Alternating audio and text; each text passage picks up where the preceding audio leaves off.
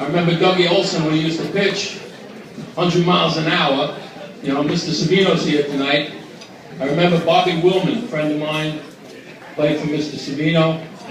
And Dougie threw a strike in. Bobby looked at it, threw another strike.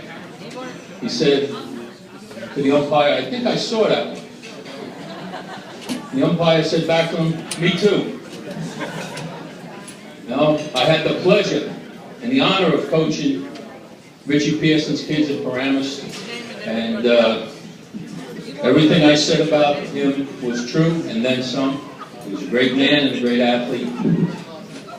When I was a kid, I was in 6th grade, I used to go see Richie and Georgie Garubi play football down on the, well, what's now the junior high school field. And I was going to Jefferson School at the time. I was in 6th grade. And Miss Roach, our principal at the time, yeah, you remember her, she brought me in after one of Richie's games and she said to me, she said, Billy, we have a new student here. He just came from a Catholic school in the Bronx. And I want to introduce you to him because I know that your plan for your life is to go into the priesthood. And I was going to head to seminary school. I met Bob. He was 52 pounds at the time. When he gets up there, you'll see the influence that that I had on his life. And obviously, I'm not the Pope, so I'm not even in the running. I met Bobby in 6th grade, and we were sort of like that movie they had that time with Arnold Schwarzenegger and Danny DeVito. Remember the movie Twins? Yeah, well, I didn't have Schwarzenegger's muscles by any means, and Bobby did not have DeVito's good looks, trust me. But we hung together with a third party over there, Georgie Gesualdo. George was a year ahead of us. And everything went fine in our lives until 10th grade. George came up to us, he was, you know, varsity wrestler the year before, and he said, Mr. Cascio is running a clinic, and you guys should go to it. You know, he's going to teach for a couple of weeks, and then we have a little tournament. And it would be good for you. He lied to us. We met a lunatic. His name was Sal Cascio. For the next 3 years, he put us in a hot room, starved us.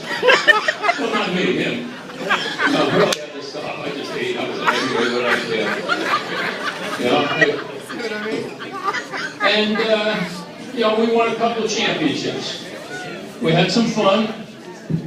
And then, at the end, Bob and I, we were planning on going to, well, the Navy. Sal had other ideas with our lives. No, you have to go to college. We never heard of the place. What's this college? We were kids. We were from Bergenfield. We didn't know about college. We wanted to go in the Navy. We wanted to see hula girls in Hawaii. He said, no, this will be good for you. Well, like 12 years later, we finally graduated, and I went to Paramus. Bob went over to Englewood. You know, we taught for a while. Now they gave us a nice pension, so we're both retired. But the time we spent together on the wrestling match was a great time. Bobby came in, he weighed 80 pounds, soaking wet, his first in 10th grade. And he was behind George, and you know, we were wrestling on JV. And Bob always, on our way home after a tough match, Bob always had a, you know, good word for me. He would say, you know, hey, look, I know you had it tough tonight, but, you know, if I weighed 200 pounds, I could kick the crap out of the kid you wrestled. He stunk. Well, you know. Because now he weighs 200 pounds, and every time he sees one of my ex-opponents, he runs like hell. So I don't know. I was going to bring one here tonight, but he was too big, he couldn't fit through the door. But anyhow, Bobby got his chance in 10th grade to wrestle varsity. He got in a couple of matches, enough to get a varsity leg. By the way, Mr. Baker, you can take that letter back because his mother never signed that permission slip. Ricky Cuneo did. Just want you to know that. It's probably like, I signed it the next year, I think, in I think he signed his own, and our parents didn't even know we were wrestling. You know, we were just happy we were out. We weren't in jail. We were, So it was,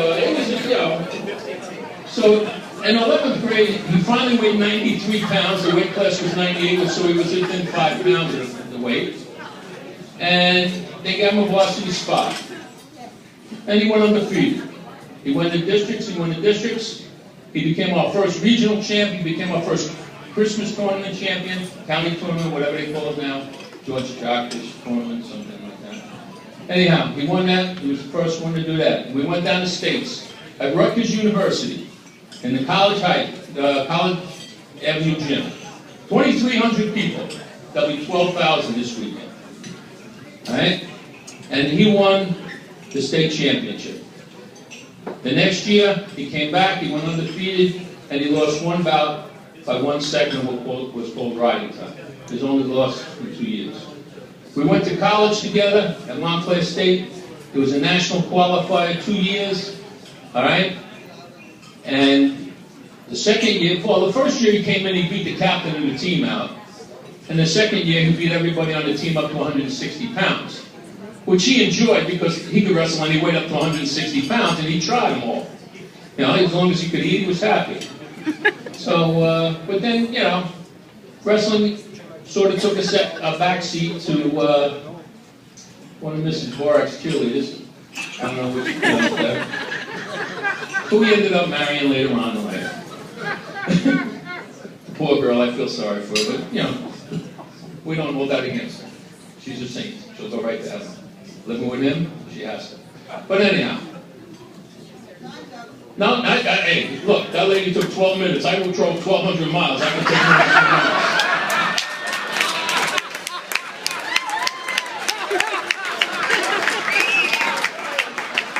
But on a serious note, we've been friends for 50 years. I am the one who refereed the match between him and Eddie. A wrestle-up. I'm the only one that knows who won. But if we put the winner in, Eddie would be up here now getting his award because Hurley would have gone in last year.